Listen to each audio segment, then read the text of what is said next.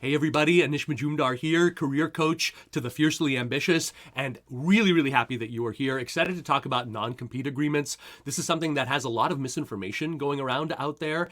It is something that 37% of workers currently report either being under a non-compete or at some point they were forced to sign one. So I don't want you being taken aback by that, especially because the incidences of non-competes goes way up the higher up you go in your career, right? So being prepared, having the right information, and specifically having the information I'm about to share with you, which employers generally don't want you knowing about, will only keep you safer and result in better outcomes. Now, before we go into it, okay, just two asks. One, take a second, if you're not already connected with me, pull up the name ANISH and the word career up on LinkedIn. You'll see my profile. One click follow me. I share daily career tips and advice direct from the front lines of what's working, what's not, and it'll definitely be of value to you if you're interested in moving your career forward as fast as it can possibly go. Now, the second thing, all right, just a caveat, please consult with a legal professional, okay, before signing any agreements. I am not a lawyer. I am just a career coach. I just want to share some of what I've seen out there over the last 12 plus years to keep you safe. And especially now that we're seeing major changes on the state and maybe even in the federal level, as it looks like in terms of how enforceable these non-competes actually are, it's a perfect time to go over this, okay? So the basics here, all right? What is a non-compete, right? It's meant to basically protect a business's interests. It comes in one of essentially three flavors, and they can all be sort of, the words can be intersposed, but look at the three concepts, okay? A traditional non-compete stops an employee from working for a competitor in a certain geographical area, that's important, for a certain amount of time, that's also important, after leaving the company, all right? That's a traditional non-compete. Then there's something called a non-solicitation agreement, right? And what that is you agreeing that you're not going to be poaching customers, contacts, contracts, other types of things, right? A confidentiality agreement, that's the third one, stops an employee from spreading sensitive information that the employer wants to keep private, such as product formulations, marketing plans, etc. Right? All of these can play a role in the agreement that you might have to sign. Usually you'll have to sign it before they make good on the job offer, right? And evidence suggests that non-compete agreements, right, almost always the more harsh they are, right, and the more harshly they're enforced in a state, because that can change in a big way, which we'll talk about, that results in lower job mobility, it results in less bargaining power, and it generally results in less of an ability for you to make entrepreneurial moves. So it's a big deal, right? Signing those should never be, you should never sign it at the moment that you're presented it. You should always negotiate it, and always remember, yes, you may not be able to just say, no, I'm not signing it and still get the job. Probably not. But definitely you can change some of the terms. And I don't think many people realize that, right? A non-compete, right, of any of these flavors, it's not set in stone. Ask some questions, have a point of view about it. And a lot of times you can get parts either stricken away or greatly reduced in terms of the verbiage and how harsh it can be, right? So, here's my first tip for you, okay? And again, employers generally really don't want you knowing any of this stuff, so I'm happy because I'm a fan of individuals. I really couldn't care less about companies and authority figures, right?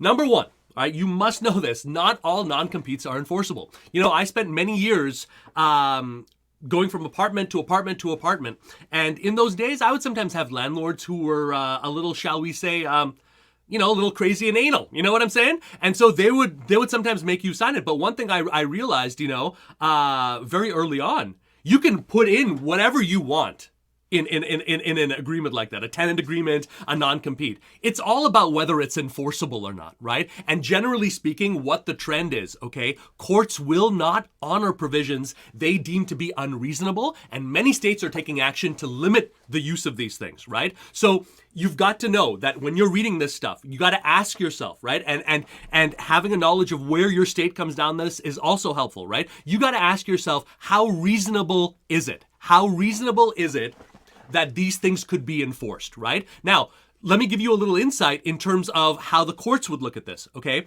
When they're looking at a non-compete, they want to see what's the potential harm to the employer, right? And by the way, the onus of that is on the employer, not you, okay?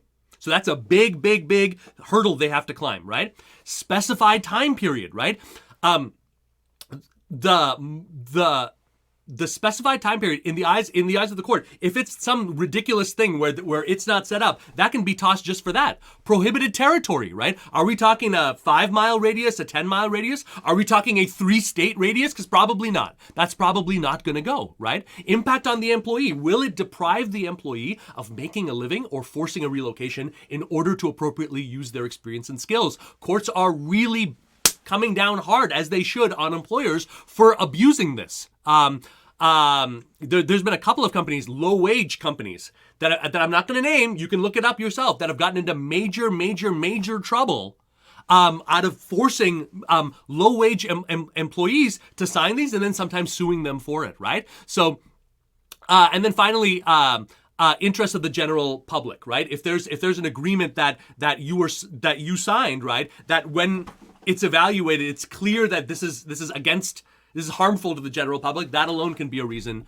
why a non-compete gets tossed out. The most common basis for modifying or voiding a non-compete agreement is either an unreasonable term, length, or geographical scope. In other words, when you have to negotiate these things, when you're presented with it, the first two areas that you should think about scaling down are the term and the geographical scope. To me, the term is everything. The term is as important in negotiating a non-compete as the base salary is to negotiating an offer. The base salary is basically 90% of the whole deal, right? If you don't make headway there, everything else is secondary, tertiary, maybe it doesn't even matter. Here, the term is everything. The amount of time on this thing is everything, okay? Very, very, very clear. Now, the other thing that I would do, all right?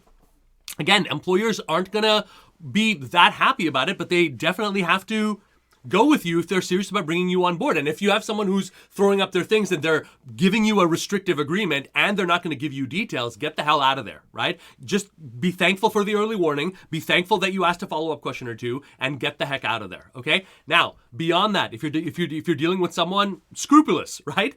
Get crystal clear on what the consequences of breaching the agreement are and have a contingency plan in place for yourself. Many non-competes, you can look at it and it'll make it very clear, right? You're going to be paying this much of a financial fee. You're going to be taking this much of a hit. There have certainly been people who, in exchange for up-leveling their careers, have just saved up some money, said, okay, if this comes to it, I'm going to have to write a check or I'm going to just have to do that.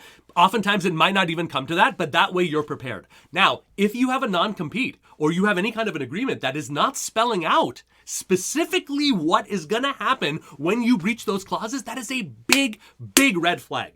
So you've got to get absolutely clear. Before you sign this thing, you've got to know in a worst case scenario what happens to you, right? What do they think and what actions are they going to take, right? How the courts side, how it's enforced is another thing. But obviously, ideally, we don't want to be in a position where we're dealing with lawyers and courts and all of this crap, right? We want to know, right, reasonably what we're looking at here. And so getting really clear on this and having a contingency plan can certainly make it much, much easier to sign one, right? Now, tip number 4 kind of goes to the first one, right? And that's the running theme here. What can be enforced? What can be enforced? Enforcement can vary wildly depending upon the state in question. Now, here's something that might completely blow your mind, okay? California, for all intents and purposes, has made it almost impossible for employers to go after you through a non-compete. You can look it up, especially if you live in California. If you're working in tech, you should really be thinking about this. Doesn't mean that these companies are not going to ask you to sign one, right? Companies can ask you to sign whatever they want, right?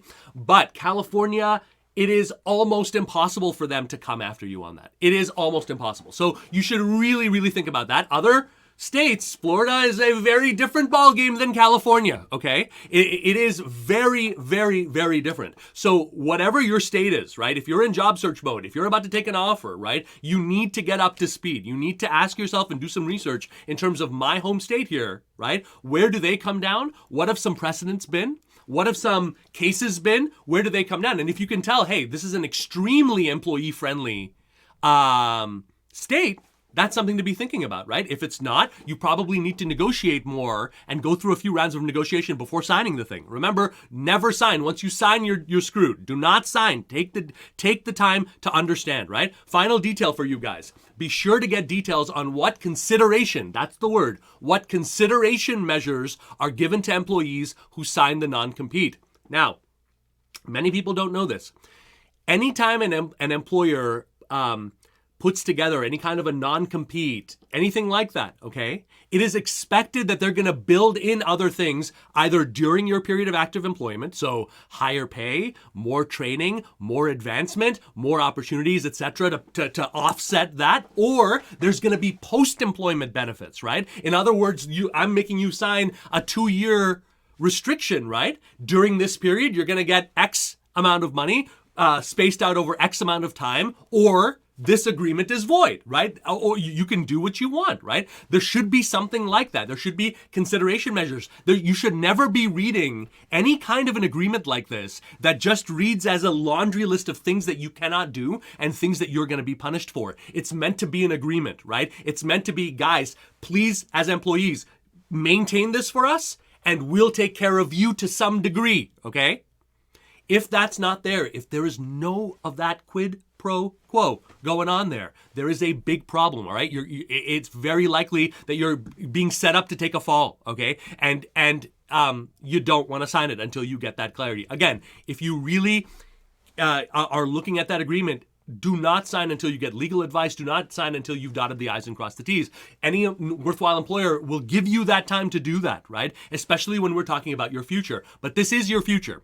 And don't let the draw of finally being done with a job search or finally having a job or finally having your dream job, don't let that steal your future from you. You do not want to be 2 years down the line, 3 years down the line, feeling frustrated like all get out because now you're at a totally higher level, but you can't leverage it because that stupid non-compete that you signed is totally messing up your life right now. Don't do that, okay? Now, guys, if you want to keep the train rolling with me, follow me over on LinkedIn. You see the link right there, the URL. You're going to see right in my profile a link to our masterclass. It will show you our end-to-end strategy for generating job offers faster than anything else out there. You're also going to see some exclusive giveaways and goodies, all for high-level motivated career professionals, all in my profile. Do take a second to do that. I would really sincerely appreciate that. Thank you, guys. Keep the questions coming.